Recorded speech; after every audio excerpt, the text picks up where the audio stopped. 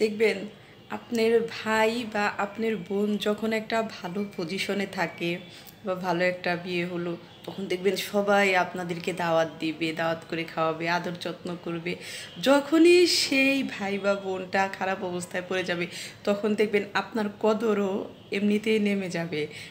যদি একটু লক্ষ্য করেন, তখন ঠিকই বুঝতে পারবেন যে একজন ভাই বোন ভালো থাকাটা যে অন্যদের মানে কত জেলাস করে এবং কত প্রভাব পড়ে, হ্যাঁ, তাদের উপরে।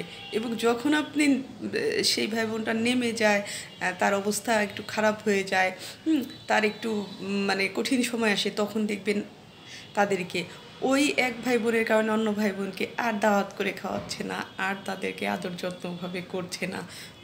যদি জ্ঞান থাকে, আইকিউ থাকে, এটা ঠিকই বুঝবেন।